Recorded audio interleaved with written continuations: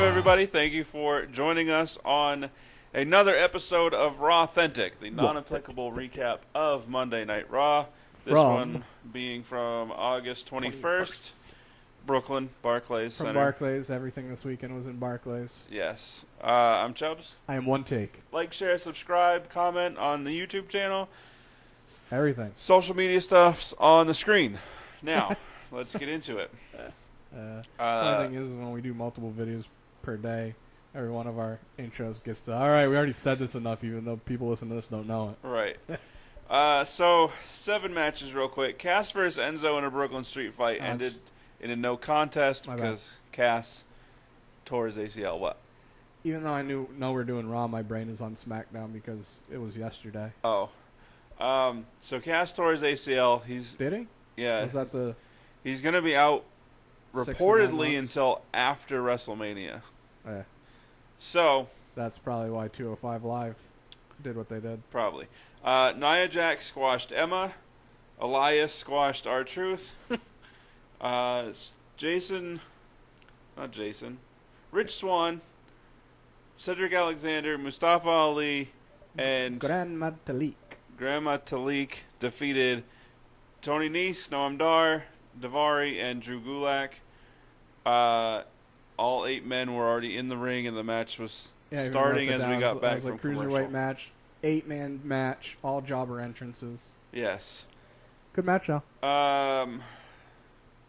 Dean and Seth defeated the Hardys. Finn This time. Balor defeated Jason Jordan in a match that I don't know why it happened. Well, I know Jason why Jordan it asked for happened. it. Right? Why? I don't know why he asked for it. I have a reason. At least Jordan gets over a little bit with crowd, even though he lost. Yeah. And then lastly, Roman and John Cena. That's right, you heard it correctly. John Cena and Roman Reigns defeated The Miz and Samoa Joe. With the Taraj and Maurice ringside. So, kicking off Raw, we had Brock and Paul Heyman come to the ring. I wanted Braun to come out a little bit sooner. When Paul was saying, you know, there's only one person that can do this, and his name is Brock Lesnar. There's only one person that can do this, and his name is Brock Lesnar. Right. I wanted him to be like, there's only one person that can do this, and his name is, and then you just hear, Braun! That would have been hilarious. Yeah. But yeah, whatever. they could have maybe switched his promo around a little bit to time it for that. Yeah. And still had the same. Braun ends up getting over on Brock. Dude, people can say whatever they want about Brock. I mean, I've gone back and watched some of his older matches as well, and that man will sell like a champ. Yeah. And I can tell you for a fact, if I was built like him, I wouldn't sell crap to anything ever. Right. Yes. Because I'm not built like him, and you can punch me in the face right now, and I'm going to act like nothing happened. Yeah. And that does legitimately hurt. Right. Not saying that, you know, the bumps and stuff they take don't hurt, because screw that nonsense, too. Yeah. But he sold the first running power slam, like him getting up and then he staggered back down. And then when he took the second one, was even, like, longer, where he just played dead, basically. Yes. So, it's already been booked, Braun versus Brock at No Mercy. No Mercy. Unfortunately, I really think Lesnar's going to win. Unfortunately. Because from what I've heard, it is still game on for Brock versus Roman for the Universal title at WrestleMania. Right. Dumb. Anyway, moving on. As I said, Cass tore his ACL. He had going to have surgery on it sometime this week.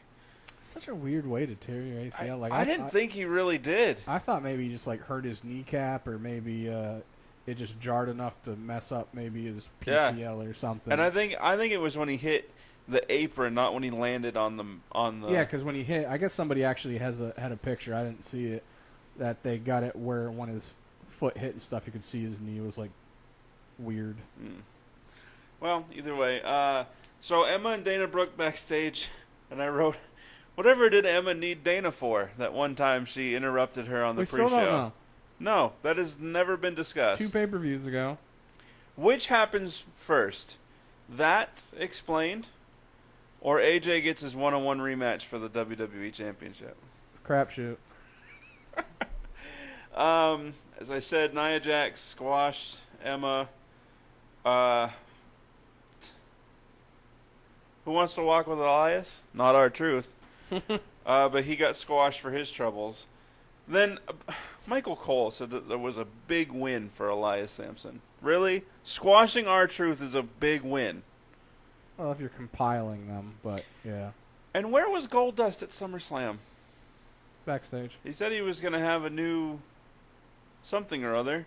He himself on Twitter and stuff said that he was going to be watching, I think it was the kickoff match. Oh. He was going to be watching it. No. He just said he tweeted out that he was going to be paying attention to SummerSlam closely to see who was next for his 24 Karat Productions or whatever. So Kurt Angle came out and then introduced John Cena. Weird. I didn't want him to do that. You and I have said this before, and I cannot think of more than one instance where I want them to introduce somebody before they come out. I don't want to know. I want to hear their music hit and then get the pop from the music and be like, oh, awesome. Not, oh, I already know. Now the music hits and it means nothing to me. I actually would have rather had Roman just be in the ring or come down and not Kurt. And Roman start shooting a terrible promo and then just interrupted by John Cena. I guess. I mean compared to the way they did it. Compared to the way they did it, 100% that would be great. But then it takes away from John saying the reason he was here and for who he wanted to see. Or, just have John Cena come out and don't get introduced. But either way, here's my question. WWE officials were upset and surprised that Baron Corbin lost a microphone feud with John Cena. Which I still don't blame him. Right, but they're the ones telling him what to say. What are your hopes for Roman Reigns on the mic against John Cena? You want my thought, or do you want me to, try to, go with what you're already thinking? It's slightly rhetorical in that clearly Roman is worse on the mic than Baron. My hope is that they're going to do what I've wanted them to do with Roman for ages now. Turn him heel? That'd be great, but in the same, no. Make his promos straight to the point. He doesn't need to be somebody that has a lot to say. Yeah. His character does not need a lot to say. Come out, I'm going to kick your ass, mic on the ground, let's go. Yeah. Done. Prove your point and do it. It doesn't need to be a ramble fest. It doesn't need to be a long drawn out talking like I always do. Just come out. This is why I'm out here. You talked smack. You were talking smack on Twitter. Now I'm in your face. What are you going to do? I'm done talking. Yeah. Ta-da. I also think that this matchup of John Cena versus Roman Reigns, which will be at No Mercy, is a bigger match than No Mercy. All right. Also, completely off from topic of what you said, but it just popped in my head, and you and I have talked about it. I don't like WWE's way of trying to put into a storyline their version of dramatic events or tension. So basically, they're trying to play into Cena and Roman kind of going to start butting heads, which they already were, but in their tag match because Roman Superman punched Cena by accident. Yeah. In this, I know that you go on kayfabe, but in this day and age, all Cena had to do was watch the replay, or be smart enough to know, Joe had me in the Coquina clutch. I felt him push me. Yeah. Obviously, Roman wasn't trying to hit me. It makes no sense for him to do that. Right. I just don't like how WWE does that. Unless he did do it on purpose. Huh? But they didn't. No, but they didn't. You know what I mean, though? Yes. They do it all the time. It annoys me. Miz comes out and does what The Miz does. Total shoot promo. They need to change his name. Instead of being The Miz, it needs to be the heel that tells the truth. Because he is legitimately upset, pissed off even. I would be. At what happened to him. All right, so here's the question. At SummerSlam pre-show. Well, obviously, all right, so here's my question.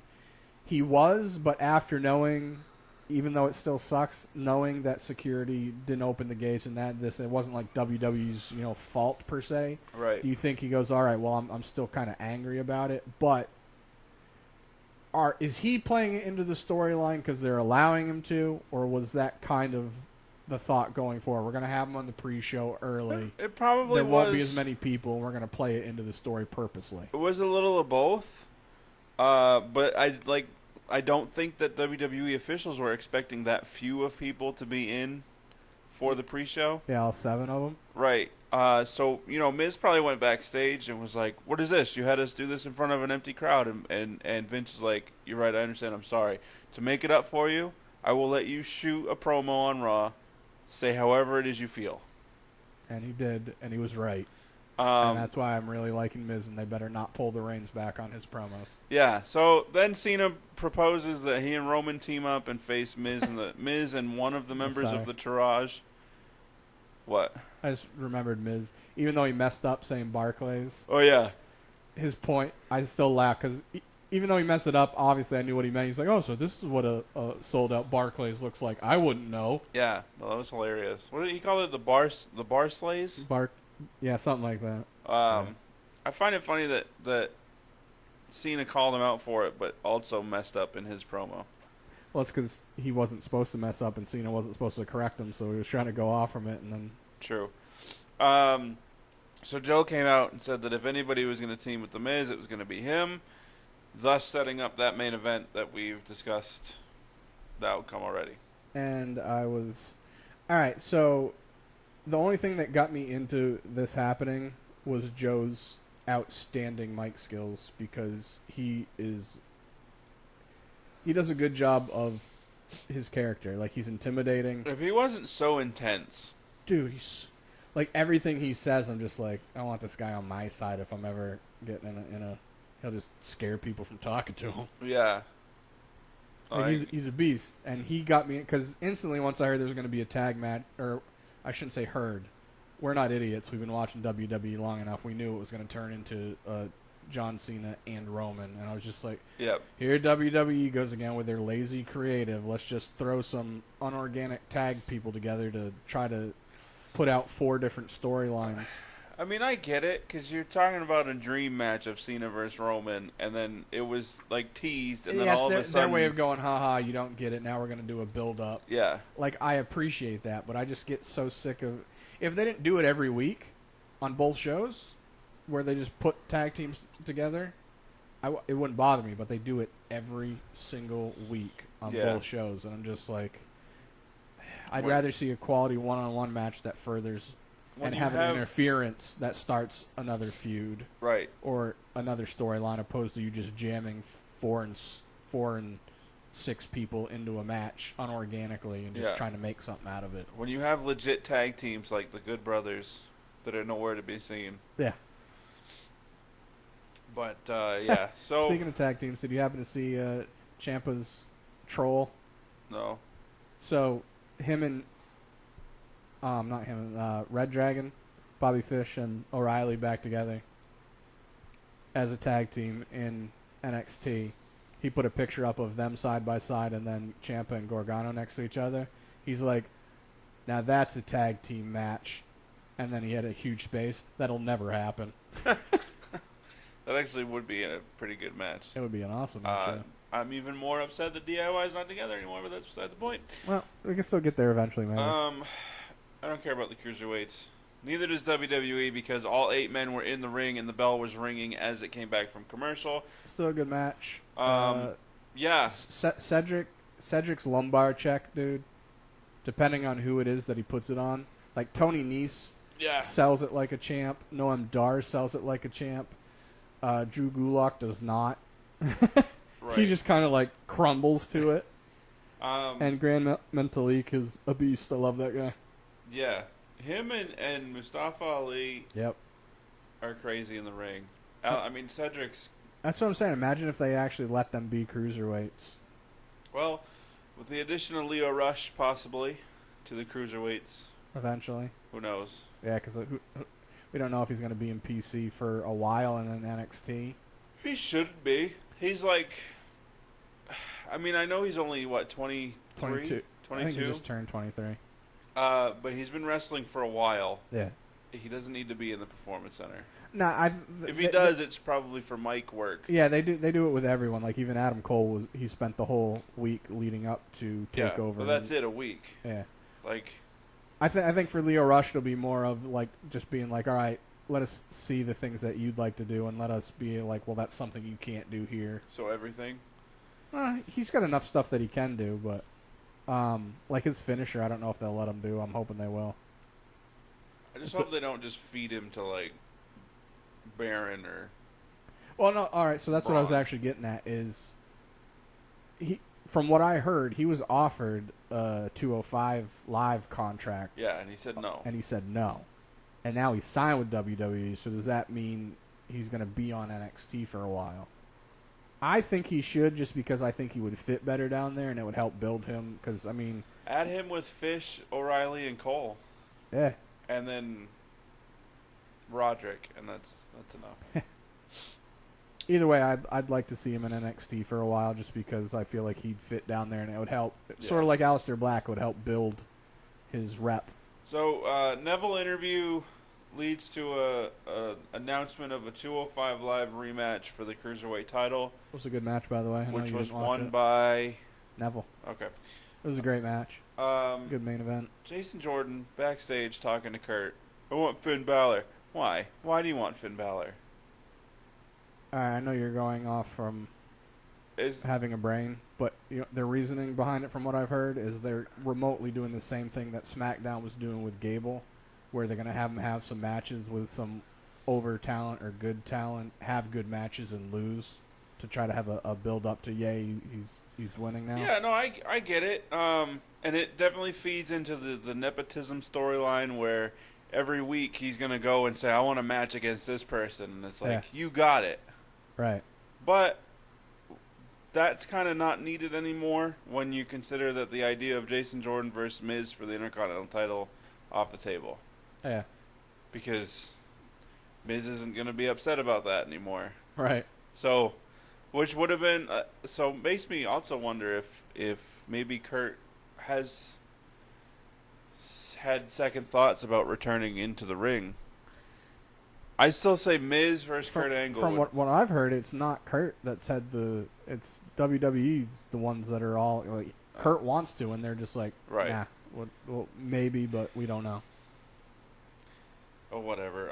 I'm done with the. I mean, because it's not like Kurt hasn't had matches before he was signed back to WWE. He had matches even like a month or so before that. Yeah.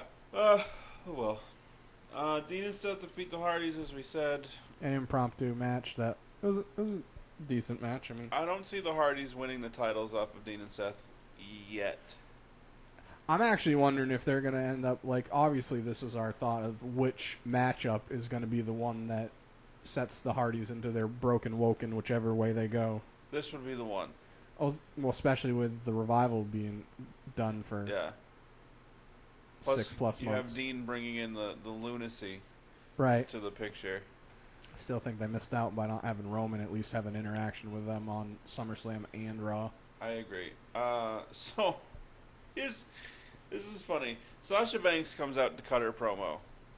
Now, I messaged you about this. The fastest way to win over a New York crowd is to not start off by saying that you're from Boston.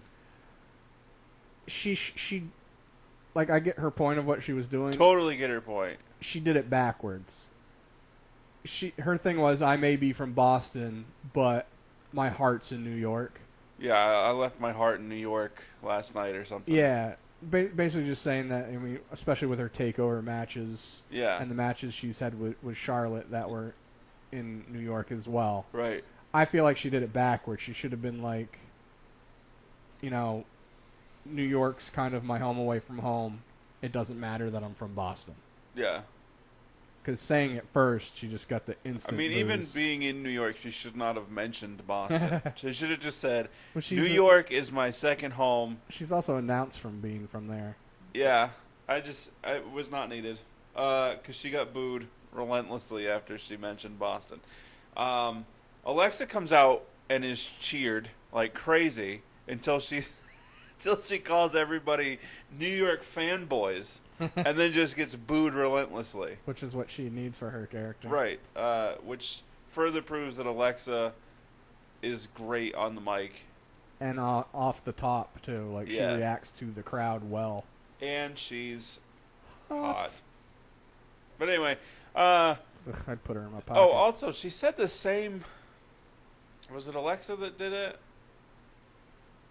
I don't know. I need a full statement out of you. I don't remember if I wrote it down. She said this, like, pretty much the same thing twice. I think it was Alexa. Probably. She said essentially the same thing twice, but worded differently to start off her promo. Oh, she pulled a CENA on us? Yeah. CENA's the king of that, saying the same thing, like, I multiple don't even weeks in a remember row. what she said. I should have wrote it down, but she did. Either way, do we think Sasha's going to hold the belt for that long? I don't. She should. I mean, she's literally probably lost every title defense. Yeah, I mean, they could play that into her storyline still, but I just feel like I'd like to see her be the champion for a while. Also, they may have her keep it until Bayley's fully back and then play into that, and that could be a longer feud.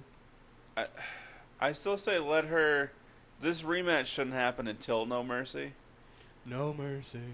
It's happening next week, isn't it? Yeah. Well, we say that. I mean, right. Who knows? I don't know. So Finn Balor does defeat Jason Jordan, as I said. Duh. Jason Jordan gets over with the crowd a little bit. I like Jason Jordan in the ring as it is. Yeah. He's great in the ring. This storyline, in my opinion, hasn't helped him. No. So it was too much of a build-up with very little payoff, and it's ruined it. Yeah. And then Roman, John, Miz, and Joe. It was a match a main event match, tag team match that included John Cena, Roman Reigns, The Miz, and Samoa Joe. Yeah. Started with 9 minutes left in your show. And yes, granted, Raw goes over every week. Come on, son. Yeah. It started at 10:56. It's really Eastern Standard Time. I don't really got much to say about it. It was an okay match. I had a hard time getting into it thanks to the fans. Yeah, that didn't help either. Where John actually stopped the match from really starting because he wanted to pay attention to the... Yeah, he wanted to play to the fans, which I understand completely. But when you're egging on fans more or less from something that's distracting from what's going on, opposed to just trying to get other heat or a pop.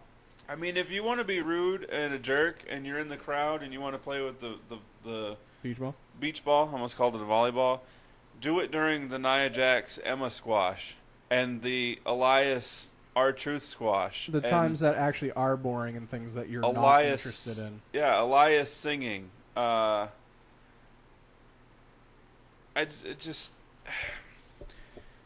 get that. That's why I don't like these. I don't like the New York crowds, the Philadelphia crowds. Yeah. What's the other one? There's one other one where they're always like just smarky fans. Chicago. Yeah. Yeah. I don't know. I don't agree with, but I get the argument of, well, I paid my money for the ticket, and this is boring to me. Yeah. I should be able to entertain myself. You know what's funny? But other people paid for their tickets as well. Yeah. And they didn't go there to get distracted by you playing with a beach ball because you are small-minded and stupid. You know what's funny is that they generally say that the crowd after WrestleMania is one of the most hostile type ones because it's a bunch of foreigners, and I know that sounded weird. Like, you have a bunch of people from Europe because they come over for WrestleMania. Yeah. And whatnot. And they... But do they also get tickets to the following Raw and SmackDown? A bunch of them, they buy like a whole package deal. Okay. Where a bunch of them go to TakeOver. They go to the whatever the pay-per-view is, and then they go to Raw and SmackDown. And there's a bunch of them. Yeah. The thing is like I've watched. I shouldn't say I've watched enough. I've watched enough wrestling with European fans where they get into it more, and they interject themselves into it, but they interject themselves into it in a different way with like chants and like Enzo Amore and like singing and stuff and trying to Yeah. I'm okay with that. Yeah. And even though it's generally a stereotypical thing that the European fans do with the beach ball as well, I don't like that. Like, I'm okay with you being a fan of something and thinking something's boring and letting them know you're bored. Because then you can get more people that are like, hey, I feel that way too. Yeah. I'm going to jump in on this chant of boring. Right. Boring. Which still annoys me. Having been to live events and hearing that chant, it's like... Yeah, I don't like it either. I'm just... Because a lot of them will do it during the segments of there's things on the Titantron. Right. It's like, well, then go home. That's part of the show. That's...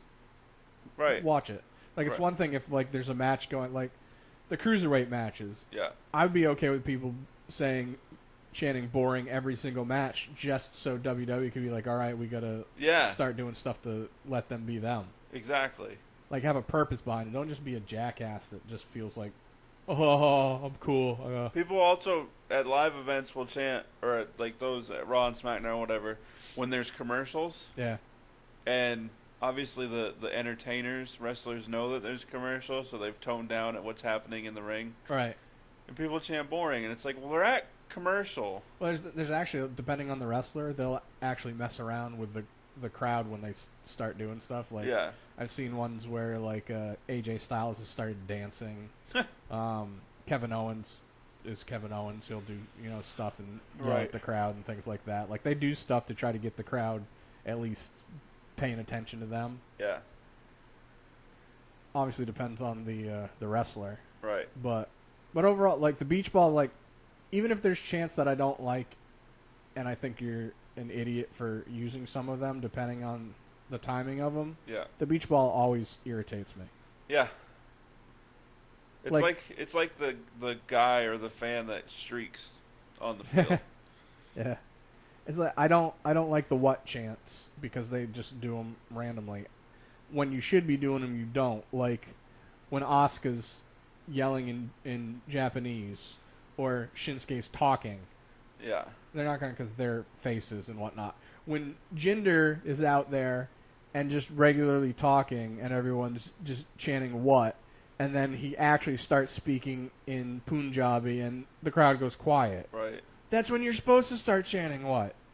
Yeah. Well, and also, because when Austin was at the peak of the what chant. What? You hear he actually hates it now? I'm sure he does. He would feed into it by asking questions and pausing. Yeah. And allowing for it. Now fans are just, as somebody's mid-word. Yeah, it's in the middle. It makes no sense to be saying what. Right. Very seldom does it make sense. Yeah, and that's why I get annoyed with it. Other than that, I can deal with most chants and fans trying to get involved in the events. Yeah. And I was annoyed at the video of CENA going out to the crowd after Raw went off the air and supporting the beach ball crowd. I couldn't hear everything he was saying because my hearing sucks, but yeah. I got the gist of it. Yeah, I didn't agree with it. I did not either. But whatever. Do you have anything else you want to add for Nope. Raw? Okay. That was the show.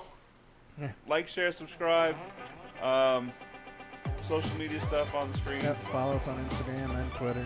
Yes. We're active on both. Yes. Especially if people talk to us. Yes. And check out all our other videos. Deuces. Definitely. Double deuces. Triple. Quadruple. Bye.